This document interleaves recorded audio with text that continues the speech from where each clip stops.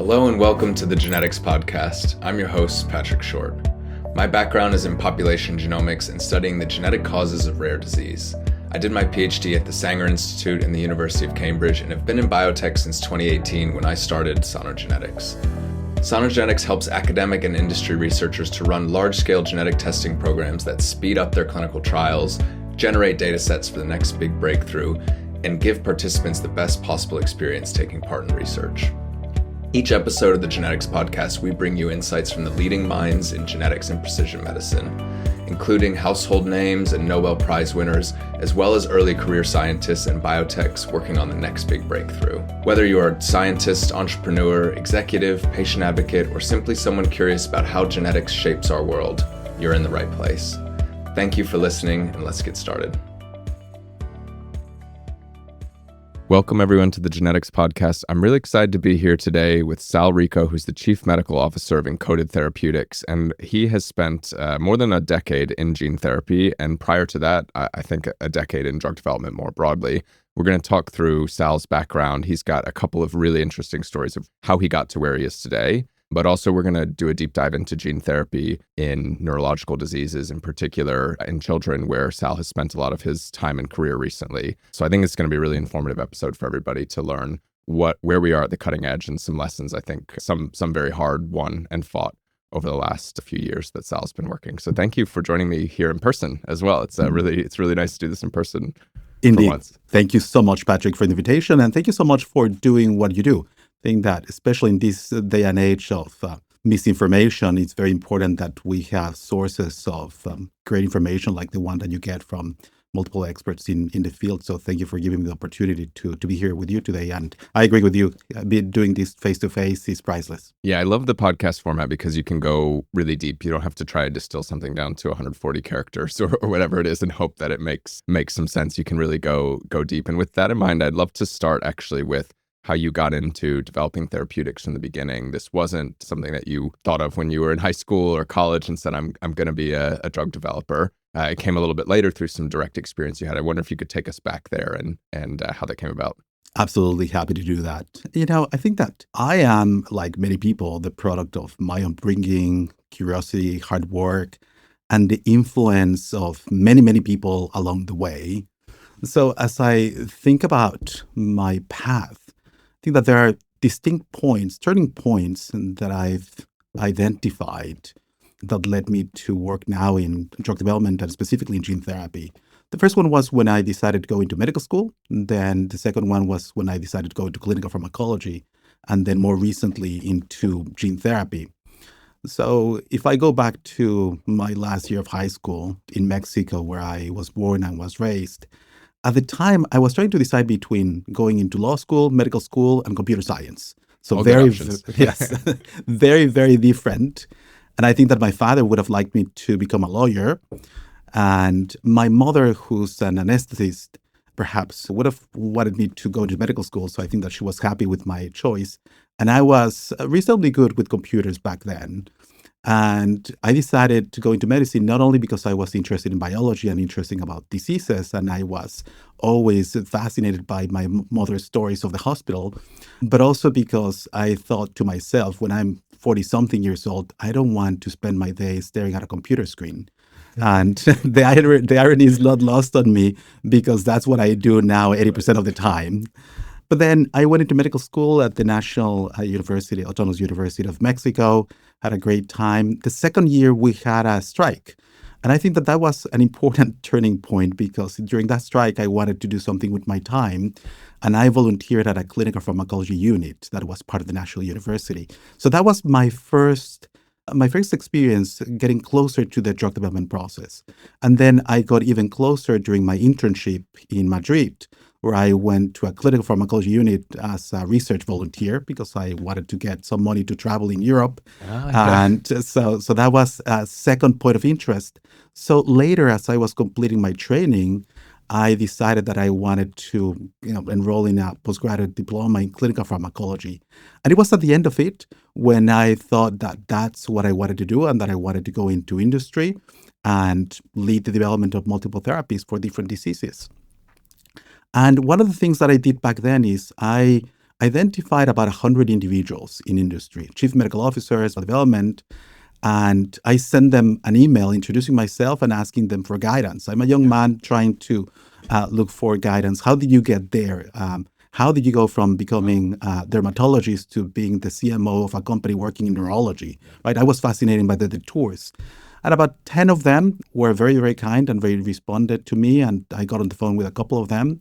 And at the end of that exercise, I decided that I needed to pursue a PhD in pharmacology with clinical emphasis. But before doing so, I wanted to get a little bit of hands-on experience and better understanding of the drug development process. And I also needed to identify the program and get funding for it, very importantly. So at the time, I joined a contract research organization, an American company that had an office in Mexico. And they had an opportunity both as a medical monitor and in clinical operations that really gave me the foundation of two important pillars in clinical development, and that to this day I use, and I understand now what my colleagues are doing in those departments. So then eventually I did find a program in Barcelona, the Drug Research Center at St. Paul's Hospital. I went there thanks to a scholarship from the Mexican government. And there I designed, conducted, and analyzed many different clinical trials, a lot of first-time-in-human clinical trials, a lot of phase 2 and phase 3 clinical trials in coordination with the departments of the hospital. And my mentor then also pushed me to start consulting for a few companies, both in Europe and also some of them in the US. And thanks to a now mentor and friend who I had met during my days at the CRO, I also started consulting for a company called Anacar Pharmaceuticals in Palo Alto that had spun out of Stanford, that had a boron-based library that was being utilized to develop antivirals, antibiotics, and some anti-inflammatory agents for dermatological indications. This person, Dr. Buettner, also eventually introduced me to the leadership of Transfer Pharmaceuticals.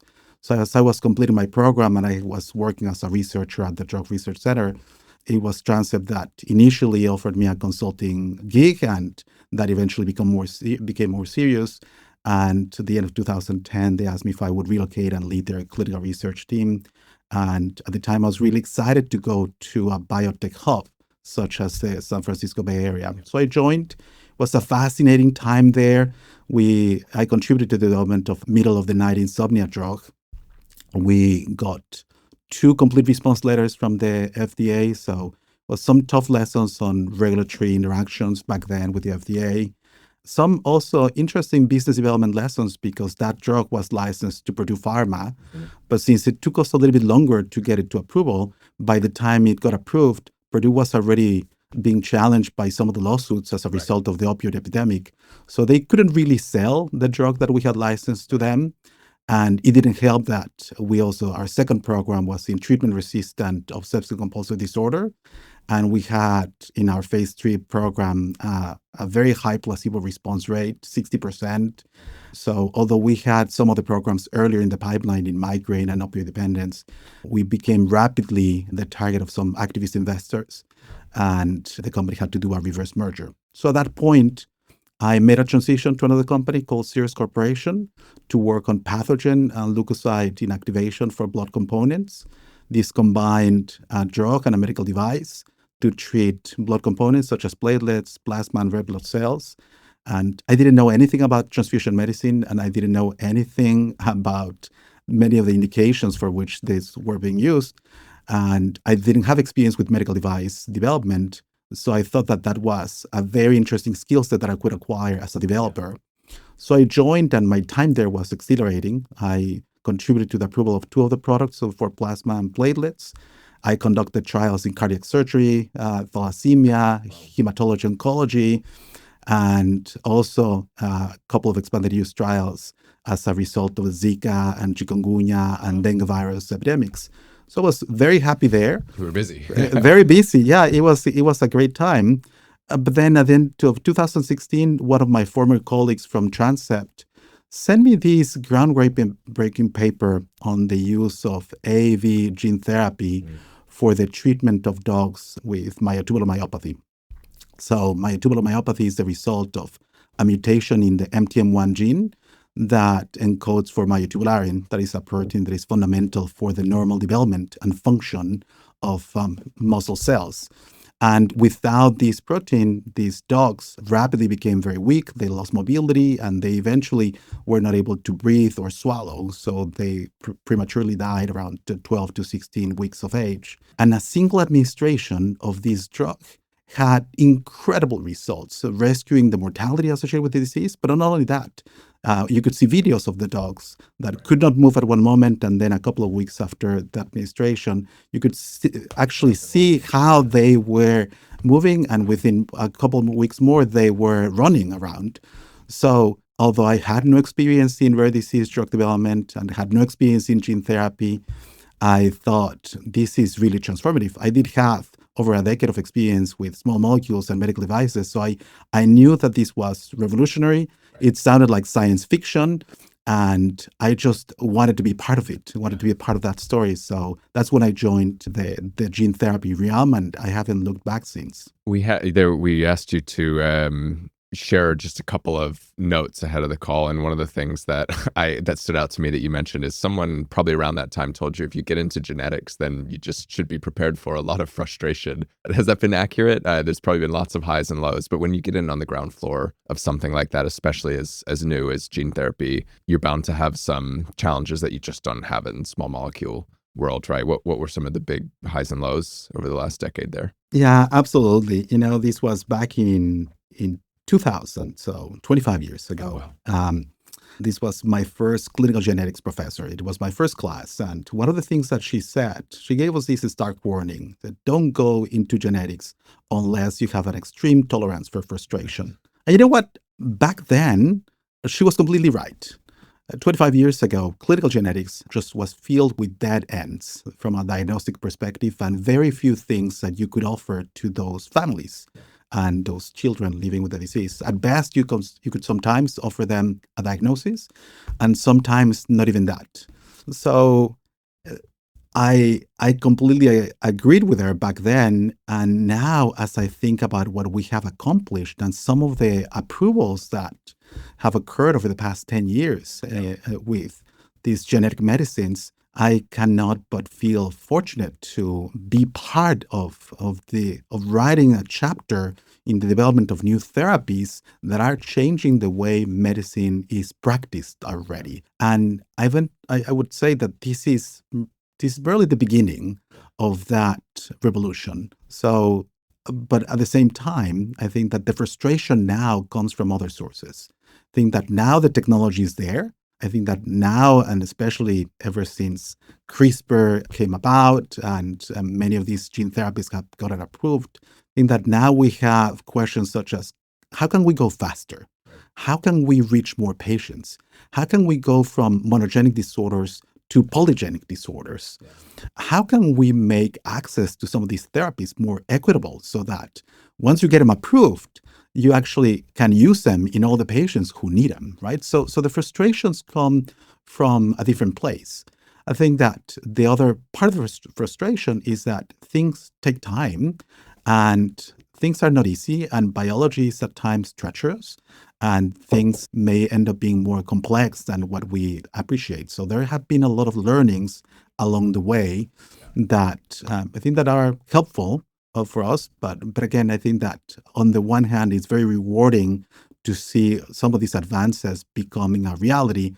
On the other hand, we do face certain frustrations in spite of some of the breakthroughs that we experience. Yeah, I want to talk a little bit about what you're working on at Encoded Therapeutics right now. But before we go on that, I want to just talk a little bit about what is probably, I mean, you tell me how you feel about it a few years on, but a harsh lesson I think that you had from the time that you were leading XLMTM development at Audentes. You talked about XLMTM therapeutics in dogs and the amazing videos that you saw. And I've been at enough gene therapy conferences to see those videos in kids now in all kinds of different disorders. And you spent about 3 years of your life working on gene therapy for XLMTM. I read the paper in quite a bit of detail. And what is striking about it is that you saw some very amazing results, but you also saw major safety challenges in the kids. I wonder if you could talk a little bit about what you learned there and that experience a little bit, because I think it was probably very formative how you think about drug development today. Absolutely. I think that to this day, that has been one of the most rewarding And yet, one of the most sobering and challenging lessons that I've gotten as a drug developer. So back in 2017, when we initiated the program to develop AT132, that is a gene replacement approach for X-linked myotubular myopathy, where we are delivering a healthy copy of the gene in pediatric patients, we had to spend quite a bit of time with experts in the field to try to understand expectations that we would have in terms of the recovery that we could see in these patients. And just by way of an introduction into XLMTM, think that what you experience or what you observe in kids who are born with XLMTM is that the majority of them go rapidly into respiratory failure after birth, and the majority of them by 6 months of age require a tracheostomy, and they are dependent on mechanical ventilation that eventually becomes 24/7. They are unable to swallow many times, even a drop of water. So there's constant management of secretions, and many of them don't have any anti-gravity movement. So it's very, very challenging for these kids, and they are completely dependent, the majority of them, on their caregivers. Mortality associated with XLMTM to this day is about 50% by 18 months of age. And the ones who survive are dependent on the gastrostomy and the mechanical ventilation and all of that support.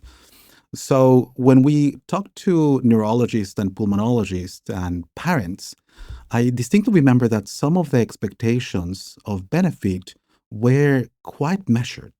So pulmonologists told us you can get a patient who has been 24/7 dependent on ventilation for 2 years. You perhaps can get them to reduce that by 10, 15 minutes a day. So and parents just wanted 5 minutes to give a bath to their kids, or to take them to the playground and just throw them down the slide, right? So the expectations initially were, again, quite measured. And to my surprise, I still remember that phone call in December 2017 when one of our investigators told us, hey, the kid who we administered the experimental drug to 3 months ago, who had no anti-gravity movement, is trying to pull off the trach from his neck. Say, what?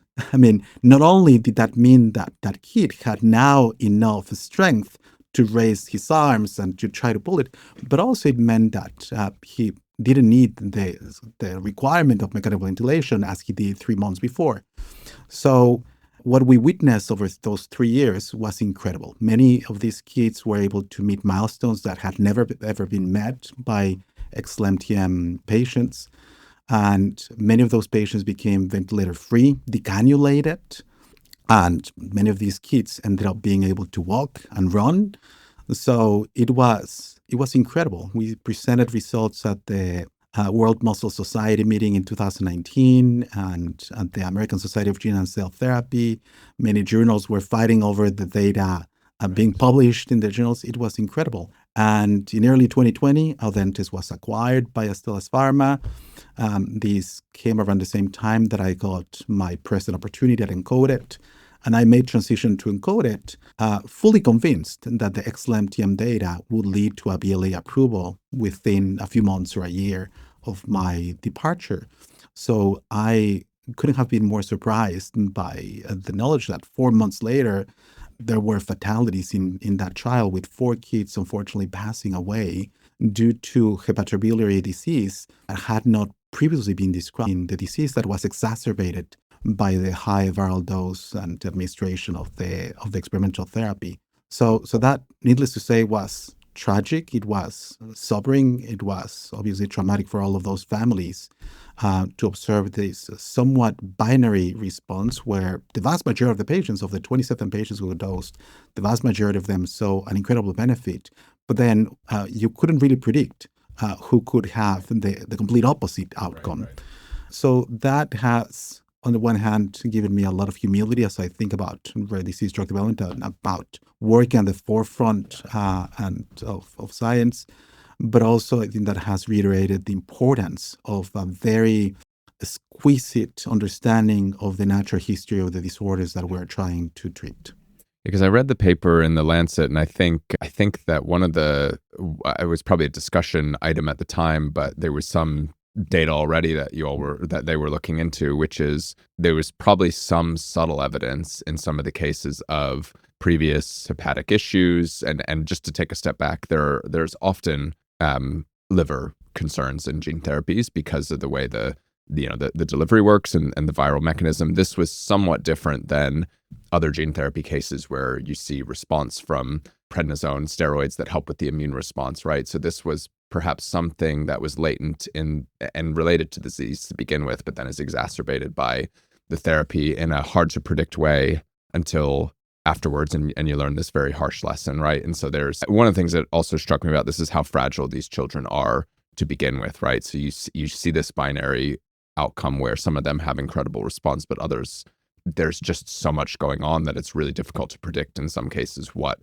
a major therapeutic like this is actually going to do, right? And only after you see some of the data is it possible to appreciate just all the moving pieces, right, that's going on from a biological perspective inside these kids. Is that an accurate summary? That is a very accurate summary. And, for the audience, I think that there are three distinct things, two of which we were aware, liver related, and one that is the thing that we unfortunately learned through the fatalities and the autopsy cases. We knew that patients living with XLMTM many of them had hepatic pili, and this was a risk that we try to mitigate by ensuring that we had clear ultrasounds, liver ultrasounds, and that we had liver function within certain limits of normality. We also were aware about the dose-dependent transient elevation of transaminases that has been associated with AAV gene therapy all the way from the hemophilia days, about more than a decade ago.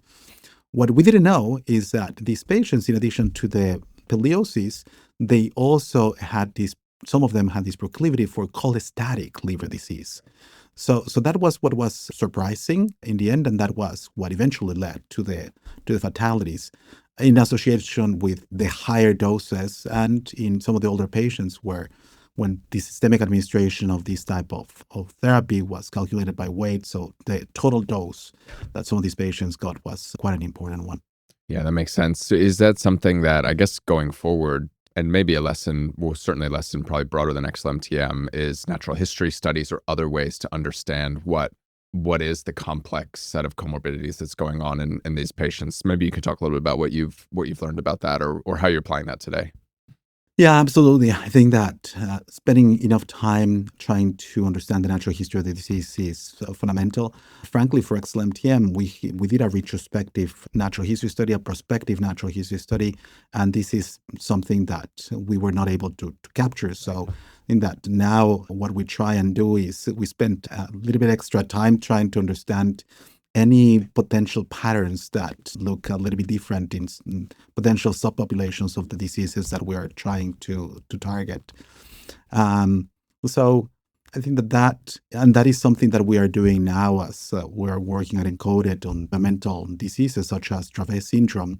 We also conduct a very, very thorough assessment of the natural history of this disease that we concluded a year and a half ago, and that we're utilizing as we are designing our clinical programs for this type of disease. So that's a fundamental piece that one has to do, and sometimes you just miss it, right? And I think that the other thing that is quite important is for us to act with a huge sense of urgency, but at the same time be very cautious. And I mean, well, that's why we stagger dosing in our early phase clinical trials. That's why there is a period of time that we wait in between patients so that we give time for protein expression and then the results of protein expression to be evident for you to understand the acute, subacute, and potential chronic toxicity of your drug. So definitely a lot of lessons learned that we continue to apply as we work on other disorders. So what drew you to Encoded? I think it was 2020 that you said that you left. What got you interested in this probably very small company at the time, a bit bigger now, but what got you interested in it? I know I'll talk about what I found really interesting about it and why I want to talk to you in particular, just based on my research background, but I'm curious to hear from you first. So the couple of things that attracted me about Encoded were that our founders We're already thinking about the next wave of gene therapy products that went beyond the gene replacement approach and that were a little bit more precise. So at Encoded, we have two platform technologies. On the one hand is the identification of novel regulatory elements to potentially constrain gene expression to certain cell types. Yeah. So we have a genomics-driven screening platform that is proprietary at Encoded that allows us to scan thousands of sequences of regulatory elements to try to understand the patterns of gene expression in target cells. Yeah. And then we apply machine learning algorithms to identify potential combinations of enhancers, promoters, 3' UTR regions to try to find the specific patterns of gene expression. And I thought that that was not only fascinating because that really makes precision medicine more precise, but I thought that that was a condition sine qua non. We could not really address some of the neurological disorders that affect certain cell types, where just the pan-neuronal expression may be deleterious from a safety perspective. So I thought that that was very, very novel. And then the other platform is that of the design of novel regulatory, novel transgenes with different functionalities. So for Dravet syndrome, for instance, since the SCN1A gene is the one that is mutated in 85% of the cases, is too large to fit into an AAV capsid. What our non-clinical team did is design an engineered transcription factor to upregulate expression of the gene, and I thought that was a very elegant approach. And now, for instance, for Angelman, we are developing microRNAs that knock down the expression of the antisense sequence and that naturally silences the expression of the paternal allele. So we are compensating for the loss of the maternal allele with unsilencing the paternal allele. Because it's an imprinting disorder, right? Yeah, exactly. Interesting. And this is similar to what antisense oligonucleotides do. It is just that we do it without one administration, right? So I thought that the combination of both those things was very elegant, very promising, and very exciting. So those were the two things that attracted me to it. I think both those are super interesting. The first one was the thing that stood out to me in particular because I did my PhD work in a particular class of regulatory elements called ultra-conserved elements. So I was working in developmental disorders and trying to find non-coding causes. And these elements are parts of the genome that aren't genes, but they're likely enhancers or some other regulatory element. And the sequence is basically identical all the way back to mice or fish or even further beyond in evolutionary time. And so the hypothesis was clearly there's something important going on here. They're exquisitely controlling gene expression in some of these important genes. But more broadly, I think the thing that was very interesting to me through working on that project in the UK was how many haploinsufficient neurodevelopmental diseases there are. So these are cases where you lose one copy of the gene and you have, major issues in the child. And these are going to be challenging to treat. But one, I think, really exciting idea is, can you go to the regulatory element of the healthy copy, drive up expression, and restore it either in the whole body or potentially in the cell type of interest, right? And so I thought that the way you all were thinking about it, and some other companies as well, to do this kind of really precisely targeted regulatory element-driven approach was interesting, and it could actually be a way to bridge the gap towards common diseases in time, right? Because you could think about more precisely tuning gene expression in some way that isn't delivery of an entire gene, but is just changing the expression levels in some more tightly controlled way. I think we're probably thinking decades down the line here, but it's interesting to think about where the technology might go with time, right? Yeah, absolutely. Hopefully not decades. Hopefully less than decades. Yeah. I mean, what do you think? What needs to happen to pull us towards that future? Boy, I think that's a tough question. I think that on the one hand, we need to do our homework with some of these monogenic disorders and show the potential transformative power that this approach has. Yeah. And then I think that we need to veer into some more common diseases that may be amenable for this fine-tuning of expression and generate some proof of concept data. And I think that the combination of efficacy on obviously safety data in the monogenic disorders plus some proof of concept in some larger disorders, I think that will rapidly unlock the possibilities of using this in other disorders, even when we're not talking about just a monogenic disorder, but more polygenic, because we're trying, as you well pointed out, we are more tightly controlling gene expression. So perhaps just a little bit would suffice to help in other disorders. How much is delivery of the transgene or microRNA or whatever it is that you're working on a bottleneck in the work that you do? Because there's been a lot of work in different kinds of capsids, nanoparticles. I'm interested to get your take on what the unsolved problems are there still, and also where you're seeing some good progress. So delivery is definitely an issue to contend with. We have tackled this in a very scientific and dispassionate way.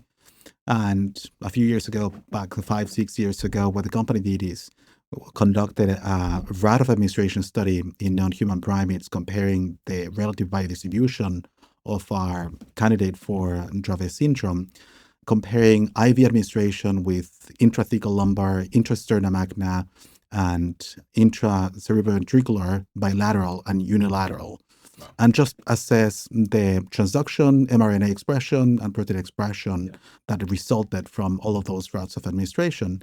And what we learned through that is that the results did not vary at all between bilateral and unilateral ICV administration. And were not really different between ICV or ICM, but pragmatically, after interviewing several neurosurgeons, all of them were very familiar with ICV. Very few were familiar with ICM, route of administration.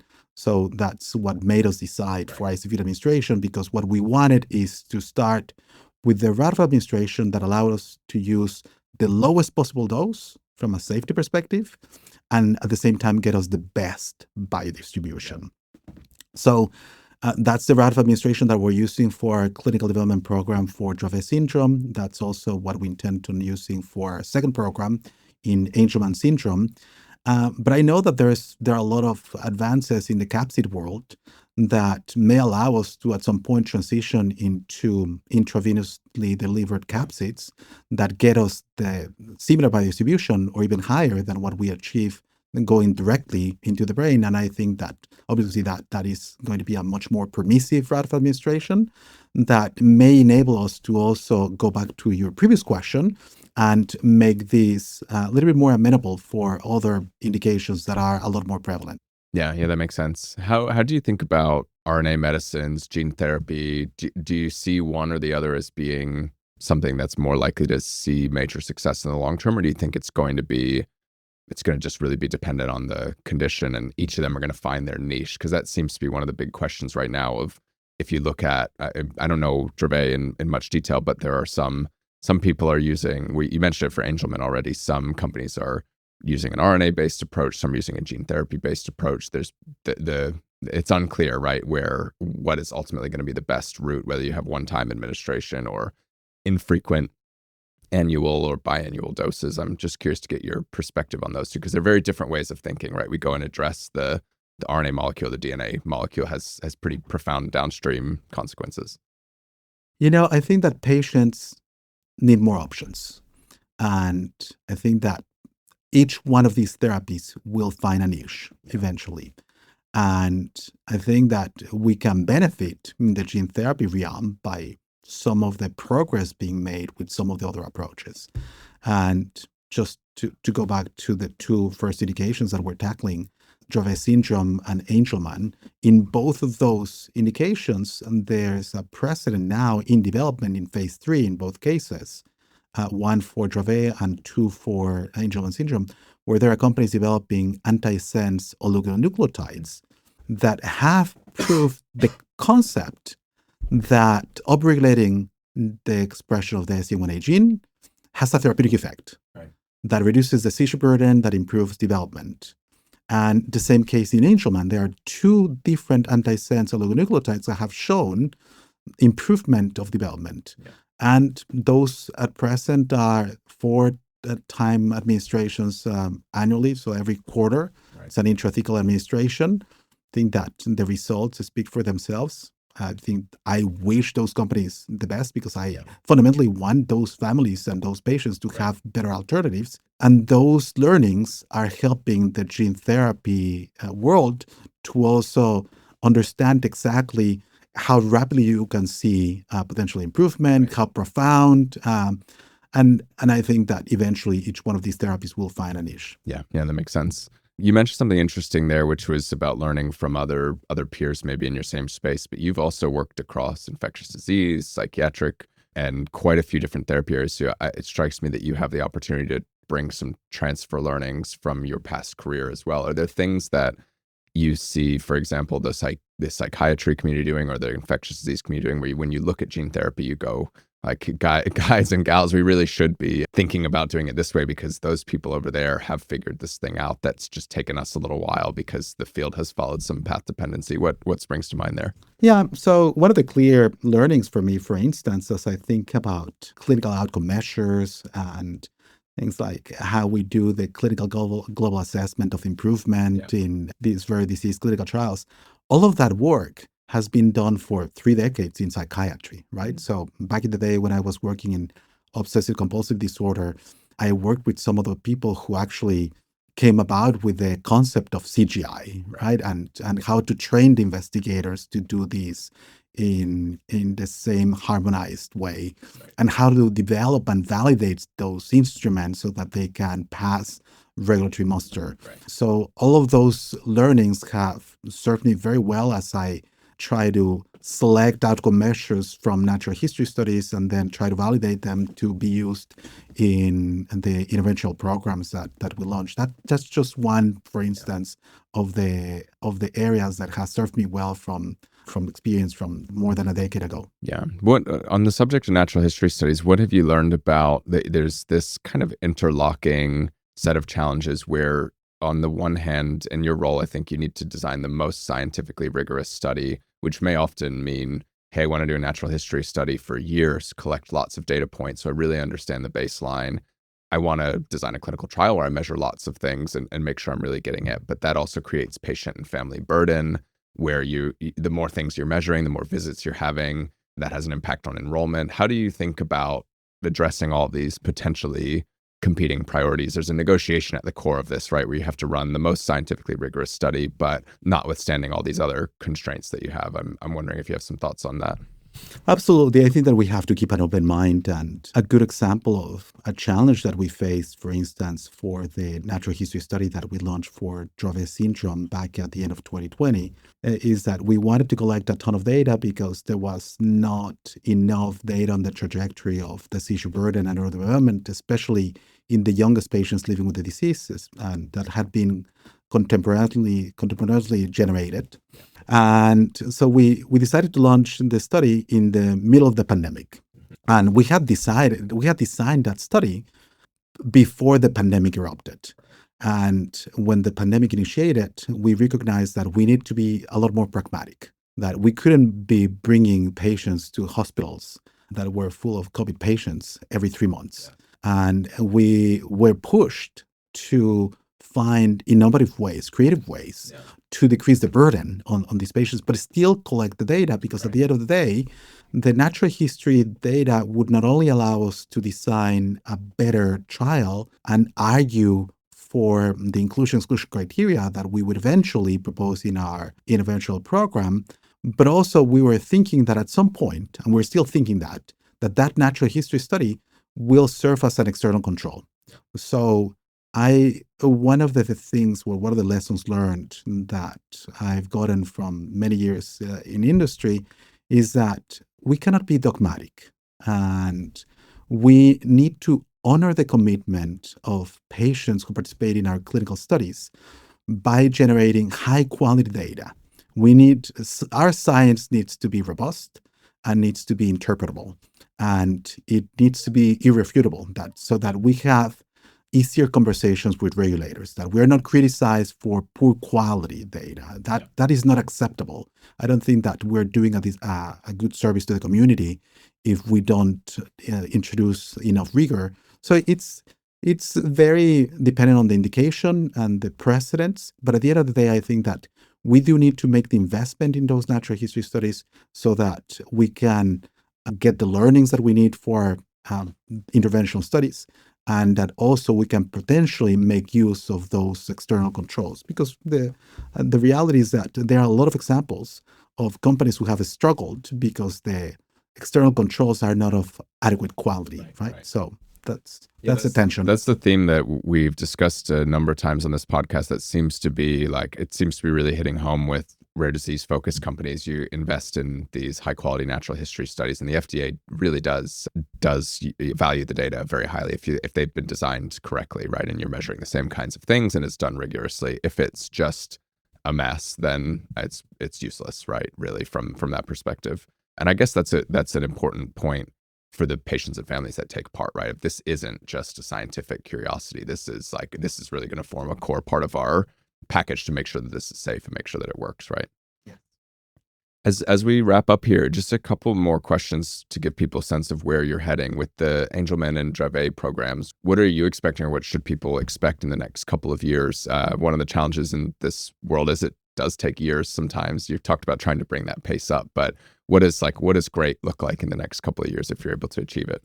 Well, I am incredibly excited about our Dravet syndrome program. First, because that's our lead program. We launched the first phase of our development program for Dravet syndrome last year, with 3 complementary open-label ascending dose trials where we're assessing the safety and efficacy of ETX-101 in patients under 7 years of age. And this is in Australia, the UK, and also the US.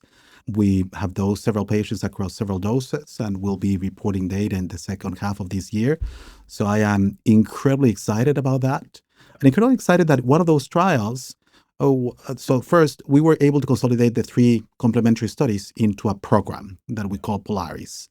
So we got regulatory agencies in the 3 countries comfortable with the idea of cross-referencing the safety data between each one of the studies, so that we didn't have redundant dose exploration, but at the same time we were able to proceed more rapidly with enrollment in the program. So that data, I think that will be quite robust, and it'll serve us to transition into the second part of our program that is not open label. It introduces all the methodological rigor that regulators require, including blinding, sham control, long duration of observation. So I'm excited about that transition, but I'm a dreamer. So I like to dream that the data that we disclose at the end of this year is so robust that we can go back to regulators and argue for perhaps less burden for our patients participating in the trial, or perhaps an accelerated path to a potential approval, so that these potentially transformative therapies reach patients more rapidly. So that's what my dream is for Dravet. For Angelman, we plan to file a regulatory submission sometime within the next year or so, and I'm quite excited about that. I think that what the antisense oligonucleotides have shown is that you can see an improvement across different domains, including communication, cognition, and some of the behavior. And I think that I'm excited about what we can do with a one-time administration in this field. So that is what's going to happen over the next 2-3 years, and I'm quite excited, and I feel blessed to be part of it. That's amazing. I think that's a really exciting note to end on. If people want to help, if they want to join the mission, are you hiring? What would be most helpful for people? And they can keep track of you at your website. It's encoded.com, which is a great domain. Someone did a really good job finding and securing that domain. But what's most helpful for you from our listeners? So definitely they can find information on what we're doing at our website. We also have a LinkedIn channel, and sometimes we post the things in YouTube of the progress. We're going to be presenting data at different congresses this year. We have been working with the clinical and the patient community for years now. So I think that there's a lot of excitement about what we're doing. We're excited about partnering with people on this effort. So if there's anyone interested, please reach out to us. And stay tuned. And if you see me in a meeting, please come and say hi. Wonderful. Well, thank you, Sal. I really appreciate you taking the time. I think you shared a ton of lessons here today, and you've been doing some amazing work for patients over the course of your career. So best wishes to you and the team for the exciting milestones this year. I'll be keeping an eye out as well. And hopefully you get that amazing data that you're hoping to see, and we'll be off to the races helping patients. Thank you so much, Patrick. It's been a pleasure. That wraps up this week's episode of the Genetics Podcast. I'd like to give a huge thank you to our guests for sharing their valuable insights and experience. And thank you as well to our listeners, as always, for tuning in. If you enjoyed today's talk, the number one thing I would really appreciate from you is if you could share it with a friend or colleague who you think would enjoy it as well. We would also really appreciate if you could subscribe to our show and give us a quick rate and review on Apple Podcasts, Spotify, or your favorite podcast platform. Both of these things help us become more visible when people search for genetics and precision medicine podcasts. And we're always eager to hear from you. Please reach out to us with any questions or feedback on social media. You can find Sanogenetics on Twitter, LinkedIn, or visit sanogenetics.com.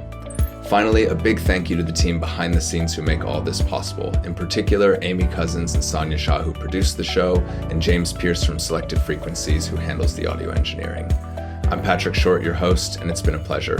Thank you, and we'll see you next time on the Genetics Podcast.